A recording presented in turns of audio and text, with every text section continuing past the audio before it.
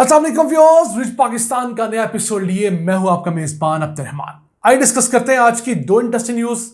पाकिस्तान में जेरे तामीर सीपैक के सबसे बड़े पन बिजली मंसूबे सुक्खी किनारी हाइड्रो पावर प्रोजेक्ट ने अहम संग मील अबूर किया है और इसने तमाम टेस्ट मुकम्मल कर लिए हैं। अब यह मंसूबा फुल फ्लैज ऑपरेशंस के लिए तैयार है।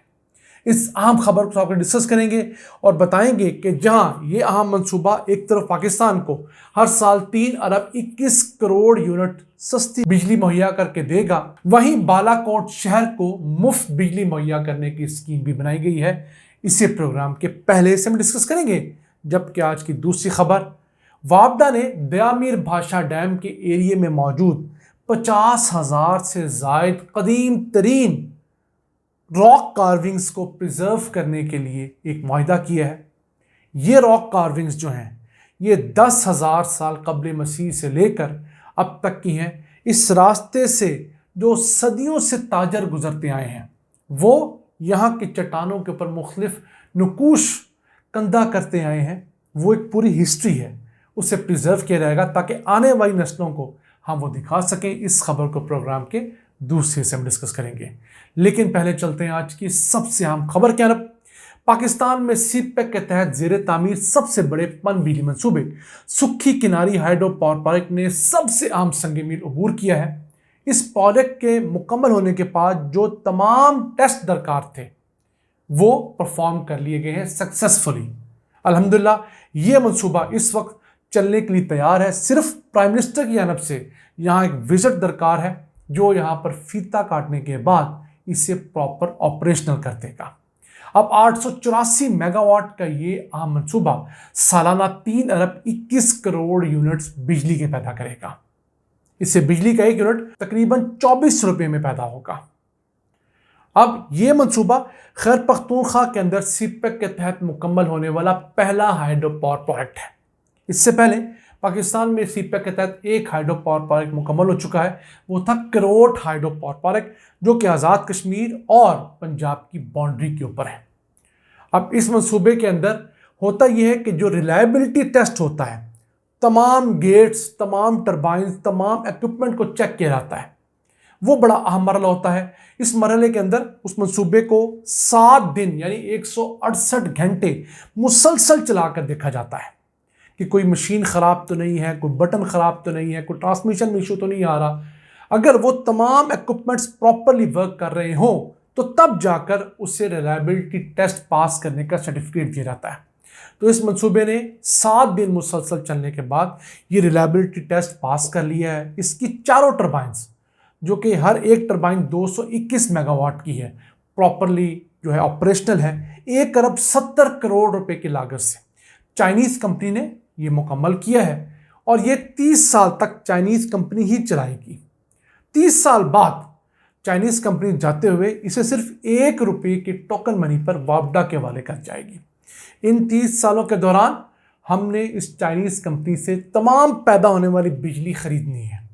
कोई 8 सेंट फी यूनिट, आजकल के रेट पर कोई 25 रुपये का यूनिट बनता है, हम इनसे खरीदने के पाबंद हैं।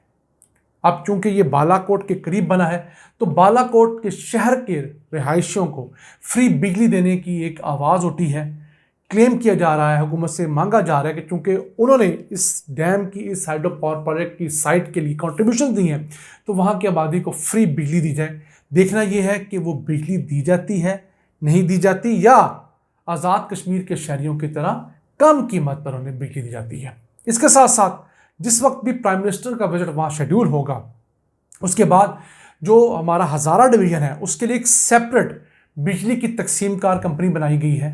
पहले तो उसको पेस्को देखती थी। पेस्को का एरिया बहुत बड़ा था, वहाँ पर लाइन लॉसेस कंट्रोल करना मुश्किल था, इस वजह से लोड शेडिंग ज़्यादा थी। तो पेस्को में से एक कंपनी निकाली गई है हेस्को, तो वो हज़ारा इलेक्ट्रिक सप्लाई कंपनी है।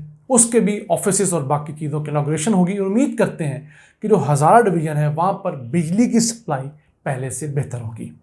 आइए चलते हैं आज की दूसरी अहम खबर की तरफ। वापडा ने दयामीर भाषा डैम के एरिया में हज़ारों सालों से मौजूद हज़ारों चट्टानों के ऊपर मौजूद नकूश को महफूज बनाने के लिए एक अहम एग्रीमेंट साइन किया है जो कि 46.5 मिलियन रुपए का है। इस एग्रीमेंट के अंदर भाषा डैम साइट की मुख्तलिफ जो चट्टानें हैं उनके ऊपर 10,000 साल कबल मसीह से लेकर अब तक के सयाहों ने जो मुख्तलिफ नकूश बना रखे हैं उन्हें महफूज किया जाएगा। इसके अंदर मुख्तलिफ जदीद प्रिंटर्स और स्कैनर्स इस्तेमाल किए जाएंगे। उनके ज़रिए उन कदीम तरीन मुख्तलिफ तहरीरों को, जिनकी तादाद तकरीबन 5,000 है, और मुख्तलिफ पिक्चर्स को जो 50,000 के करीब हैं, उन्हें महफूज किया जाएगा, उन्हें स्टडी किया जाएगा और फिर दुनिया भर के माहिरीन आकर उन्हें स्टडी कर सकेंगे। फिर दयामीर भाषा डैम के साथ एक state of the art museum बनाया जाएगा, जिसके अंदर यहाँ से उठाए जा सकने वाले कुछ पत्थर और तस्वीरों को महफूज किया जाएगा। अब यहाँ पर बहुत बहुत बड़े साइज़ के पत्थर हैं, उन्हें एक तो उठाना मुश्किल है, और अगर उठा लिया जाए तो उसके बाद लैंड स्लाइडिंग का ख़तरा भी बढ़ जाता है, क्योंकि वो पत्थर एक पूरे रिदम से अल्लाह ताला ने जोड़े होते हैं, सदियों के एक पूरे तवातर से चलते आते हैं, तो उन्हें उतारना तकरीबन नामुमकिन होता है। तो जो छोटे दरमियाने साइज़ के पत्थर होंगे जो वहाँ पर इशू क्रिएट नहीं करेंगे, उन्हें तो उठा लिया जाएगा। जो बहुत बड़े साइज़ के होंगे जिनकी वजह से दीगर मसाइल हो सकते हैं, उन पत्थरों को वहीं रहने दिया जाएगा। उनके ऊपर जो तस्वीर हैं, ये जो तहारीर हैं, उन्हें स्कैन किया जाएगा।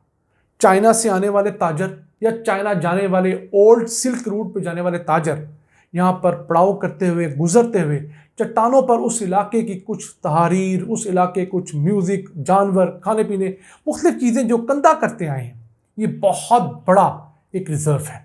और दुनिया में किसी भी एक साइट के ऊपर 50,000 से ज़्यादा इस तरह की तस्वीर और 5,000 तहारीर नहीं मिलती। ये बुद्धिज़्म का दौर भी कवर करेंगी, स्टोन एज की भी वहाँ पर तस्वीर मौजूद हैं।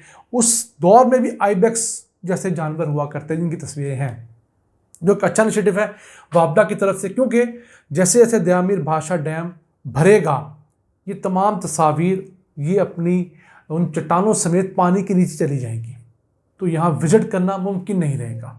तो अच्छा है, अब ये डैम अंडर कंस्ट्रक्शन है, तो वो एरिया खाली है, वहाँ से हम मैक्सिमम जो फ़ायदा उठा सकते हैं उठा लें, ताकि बाद में आने वालों को हम बता सकें कि ये जो डैम हमने अपनी ज़रूरियात के लिए मजबूरन बनाया है, इस डैम में ऐसे ऐसे ख़जाने दफन थे, और ये जो तस्वीर हैं ये हमारे इस एरिया के अंदर कल्चरल टूरिज़म को भी प्रमोट करेंगी, एक हिस्ट्री का नया बाब खोलेंगी। नाज़रीन, ये था आज का एपिसोड। हम उम्मीद आपको पसंद आया होगा। अपनी सजेशंस, अपनी आरा से हमें आगाह रखा करें। अपने मेज़बान अब्दुल रहमान को इजाज़त दीजिए।